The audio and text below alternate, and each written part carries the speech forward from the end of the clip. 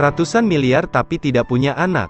Jadi dia berpura-pura memancing di tepi sungai dan jatuh, berharap menemukan ahli waris yang bisa diandalkan. Seorang pria baru saja lewat dan menemukan pemandangan ini. Dia segera meninggalkan sepedanya dan berlari untuk menyelamatkan orang tua itu. Tak disangka, lelaki tua itu sengaja memalsukan kematiannya untuk menguji hati pemuda itu. Dia juga panik karena diperas. Tapi dia cukup baik untuk memanggil ambulans. Tapi untuk membantu orang tua itu, dia terlambat untuk pertunangannya. Jadi dia dimarahi oleh pacarnya seperti tamparan di wajahnya. Ibu mertua juga menggunakan alasan untuk menambah jumlah tamu pernikahan. Tingkatkan mahar menjadi 2 juta. Dalam kemarahan pemuda itu memutuskan dari pernikahan ini tidak perlu dilakukan lagi. Hari ini dia berani melangkah keluar dari tempat ini. Anda membuat saya kehilangan muka. Jangan kembali lagi nanti. Bocah itu hendak pergi tetapi bertemu dengan sepupu pacarnya. Mereka berdua menertawakannya dengan wajah jijik. Kakak iparnya juga mengambil kesempatan ini untuk mengancamnya. Jika Anda berani melangkah keluar dari pintu ini, kaki Anda akan patah. Kerabat mengejeknya karena gagal. Dia bahkan tidak bisa mengambil mahar 2 juta. Pemuda itu berkata dia telah menghabiskan 1 juta dong untuk membeli rumah pernikahan. Itu semua tabungannya. Di mana mendapatkan mahar 2 juta sekarang? Ini jelas pemerasan. Jika Anda tidak memiliki 2 juta, jangan beritahu kami mengapa kami menganggap Anda miskin. Ternyata orang miskin. Tidak heran begitu saya berjalan di pintu saya mencium bau obat yang tidak enak ini. Pria itu tidak tahan dengan keluarga sombong ini. Dia tidak ingin mengakhiri pernikahan ini. Tapi pacarnya menuangkan air dingin ke wajahnya. Pacarnya juga memanggilnya hantu yang malang. Kamu berpura-pura menjadi apa? Jika ibumu tidak menjual ginjal, memiliki uang untuk membeli rumah. Kemudian dia bahkan tidak punya 1 juta untuk membeli rumah. Pacarnya karena dia melihat ibunya kencing di sekujur tubuhnya. Jadi menggendong ibunya tertinggal di bawah jembatan penyeberangan. Ketika dia mendengar ini, dia sangat marah. Apa yang Anda lakukan untuk memiliki hak untuk mengusir ibu saya? Ibumu kotor dan bau. Bagaimana Anda bisa tinggal di rumah? Bocah yang marah itu memutuskan untuk memberi pelajaran pada pacarnya. Namun dipukul mundur oleh kakak iparnya. Baru saja menabrak seorang pelayan yang hendak memasuki pintu. Pelayan itu terus meminta maaf kepada pria itu. Dia melihat lebih dekat. Ternyata itu adalah teman kuliahnya. Si cantik juga agak malu. Tapi tetap bantu dia untuk menyingkirkan pakaian kotor di tubuhnya. Pacarnya melihat bahwa temannya hanyalah seorang pelayan dan memiliki rasa superioritas yang tidak dapat dijelaskan. Juga jangan lupa untuk tertawa. Sekolah apa yang kamu hadiri? Dia tidak terlibat. Jangan menghina dia. Saat ini, sang ipar benar-benar berpikiran mesum tentang gadis cantik ini. Tapi dia diusir. Bocah itu berbalik dan meminta maaf kepada temannya yang cantik.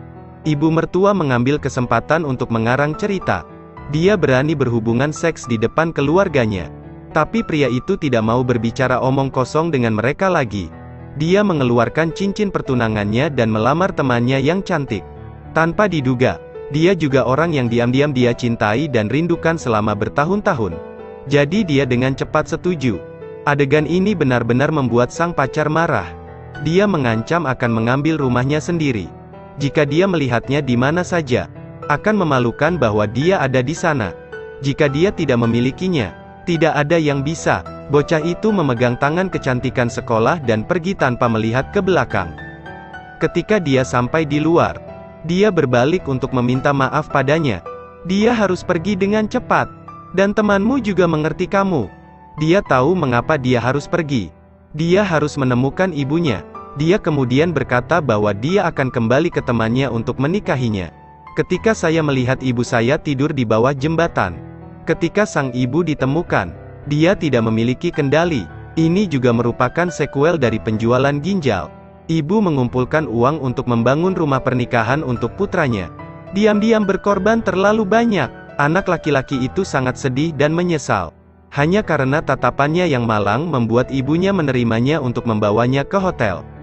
Kemudian dia ingin mencari rumah sakit untuk merawat ibunya. Tapi dia tidak punya uang tersisa di sakunya. Tak lama kemudian sejumlah mobil mewah terparkir di pinggir jalan. Pria anggun berbaju hitam keluar dari mobil. Detik berikutnya semua orang membungkuk padanya. Halo Pak Tu, meskipun nama belakang saya Tu, kalian mencari orang yang salah. Tuan Tu Giang adalah orang yang kita cari. Disinilah saya pengurus rumah tangga Tuan Tu Tam, orang terkaya di Fantan. Tuan Tu tidak punya anak dan ingin meminta Anda untuk menjadi ahli warisnya. Mewarisi orang terkaya di divisi. Pria muda itu merasa seperti telah bertemu dengan seorang penipu. Putar untuk pergi. Benar-benar kejutan selanjutnya. Tu Lao keluar dari mobil. Dia sangat senang pria itu lulus ujiannya. Pria itu baru ingat apa yang terjadi pagi ini. Apakah Anda orang terkaya di Fantan? Apa pendapatmu tentang menjadi ahli warisku? Agar kita bisa istirahat. Mengapa saya? Apakah kamu bercanda? Saya telah menyelidiki karakter dan kemampuan Anda. Saya merasa aman ketika Anda adalah pewaris saya. Untuk Lao memberinya daftar harta miliknya. Dan beri saya kartu bank tanpa batas. Lihat itu sebagai pengeluaran uang untuk kartu ini prioritas dunia. Bisa menghabiskan 200 juta sekaligus tanpa masalah. Kepala pelayan siap untuk mematuhi perintahnya. Hal pertama yang dia pikirkan adalah mengatur rumah sakit untuk ibunya. Pengurus rumah tangga segera menelepon untuk membeli rumah sakit pusat dan mengubahnya menjadi namanya. Ketika bocah itu kembali ke hotel dan ingin menikah dengan teman sekolahnya. Tapi dia bertemu dengan keluarga pacarnya. Pacarnya juga tertawa bahwa dia tidak punya rumah atau mobil. Dan beritahu temanmu untuk tidak mengikuti hantu malang ini. Jangan lupa rumahmu milikku sekarang. Tidak ada mobil, tidak ada rumah adalah tangan kosong. Apakah Anda ingin tinggal di bawah jembatan timur setelah mengikutinya? Dengan marah, pemuda itu menuntut untuk membelikan villa untuk istrinya. Mantan pacarnya juga mau ikutin aksinya mencukur. Dia juga menelepon pacar barunya yang kaya. Dia memberitahu pria itu bahwa begitu dia membuka mulutnya, dia ingin membeli villa ini. Dia dihina dan dibenci oleh orang banyak. Tetapi segera ketika mereka mengetahui bahwa dia baru saja menjadi pewaris Tu Lao, tanpa pikir panjang, kehidupan mereka selanjutnya telah berakhir. Ajak pacar barumu untuk membeli rumah. Mantan pacar berwajah tebal mengikuti. Tujuannya hanya untuk mengejek pria itu. Mengolok-olok dia karena sangat miskin sehingga dia tidak mampu membelinya. Apakah Anda tahu di mana tempat ini? Area emas ini adalah real estate terkenal termahal di kota. Keuangan kurang dari 10 juta. Karena Anda tidak memenuhi syarat untuk melihat rumah. Pacar baru juga khawatir dia tidak mampu membelinya. Harus menyarankan dia untuk tidak membandingkan dengan mereka. Tapi tiba-tiba dia langsung pergi ke area penjualan. Baru bilang mau beli villa termahal di daerah ini. Staf penjualan menjawab dengan mencemooh. Terlihat muda tapi mulutnya kuat. Yang termurah juga berharga 30 juta. Sekali lagi dia bilang dia tidak butuh yang termurah. Dia ingin membeli apartemen termewah di sini. Asel menjawab bahwa apartemen paling VIP adalah 100 juta. Harus memenuhi syarat secara finansial untuk memenuhi syarat. Akun lebih dari 50 juta hanya dapat melihat rumah. Apakah Anda bertujuan untuk memiliki cukup uang? Jangan lihat kami tidak kenal orang gila ini. Mengenakan jas dan kemudian bergegas ke sini untuk melecehkan. Pramuniaga mengatakan mereka sebaiknya cepat keluar. Jika tidak, mereka akan memanggil keamanan untuk mengusir mereka. Kekasih baru itu menyarankan untuk berhenti. Tetapi Tu Giang marah. Apakah ini gaya penjualan perusahaan Anda?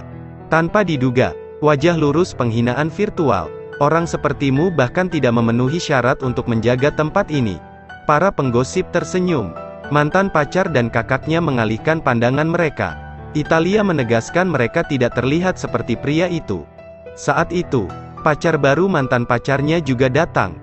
Dan melihat bahwa Fuong Tieu adalah orang kaya yang terkenal. Segera mengundangnya. Dia berkata kamar mana yang disukai Fuong Tieu. Dia akan membantunya membeli dengan harga terbaik. Mantan pacar pun mengambil kesempatan untuk mengejek Tu Giang. Kapal kosong paling berisik. Tidak satu sen pun di saku Anda. Anda hanya harus tinggal di bawah jembatan. Bagaimana Anda bisa membandingkan dengan Fuong Tieu? Ini layak untuk sebuah villa. Silakan ikuti saya. Berhenti. Apa nama livernya? Berani menghentikanku? Tu Giang bertanya pada si penjual. Mengapa Fuong Tieu dilihat tanpa verifikasi keuangan? Kakak mantan pacarnya memanfaatkan kesempatan itu untuk memprovokasi Tu Giang. Bahkan Fuong Tieu. Tidak ada yang tahu. Fuong Tieu kaya dan berkuasa. Tentu saja, tanpa verifikasi. Berlutut seperti paman. Bagaimana raja bisa kurang? Ayo cepat. Jangan biarkan Wang Shao kehilangan minat. Anda berani mendorong saya. Panggil keamanan untuk mengusir anak nakal ini untukku. Untuk Giang jangan seperti itu. Saya tahu apa yang harus dilakukan jika Anda mendapat masalah di sini. Tidak apa-apa, kami akan membeli yang terbaik. Apakah Anda salah dengar? Bisakah orang miskin sepertimu membeli apartemen VIP? Baik mantan pacarnya maupun Fuong Tieu terus-menerus mengejek Tu Giang. Kemudian minta staf Seoul untuk memverifikasi keuangan Su Jiang. Biarkan dia pergi. Su Jiang segera menarik kartu hitamnya yang kuat. Mata Seo melebar seolah-olah akan rontok. Pengiriman edisi terbatas global kartu gelap. Bagaimana Anda memilikinya? Apakah dia salah? Orang malang ini memiliki kartu kekuatan itu. Bagaimana saya bisa salah? Saya baru saja melihat kartu ini di situs web perusahaan. 360 derajat berbalik. Antusias dan ramah dengan Tu Giang. MS. Giang mengumumkan untuk membeli apartemen paling VIP. Namun, pacarnya juga mencurigai kartu hitam Tu Giang palsu. Jelas orang miskin mencoba berpura-pura menjadi kaya. Ingin membeli apartemen VIP terbanyak. Kami menunggu untuk melihat drama yang bagus. Apakah Anda ingin berpura-pura? Berani bertaruh dengan saya? Jaga wajahmu. Nama keluarga Fuong meminta taruhan dengan Tu Giang. Jika kartunya tidak cukup 100 juta, atau hanya menonton, bukan membeli, maka Tu Giang harus berlutut dan menjilati sepatunya. Jadi saya berkomitmen pada Tuan Huong Tieu. Jika saya tidak punya cukup uang, saya akan menjilat sepatu Anda. Tetapi jika Anda tidak mampu membelinya, dia tahu apa yang harus dilakukan kemudian. Katakan kandang atau sesuatu. Mengapa Fuong Tieu tidak bisa membelinya? Untuk melihat siapa yang menjilat sepatu siapa. Bagaimana kalian menonton? Cerita selanjutnya itu. Bocah malang itu melawan Pu Enhi yang arogan. Mari kita ikuti. Dapatkan saya di sini. Sama seperti Fuong Tieu. Oke.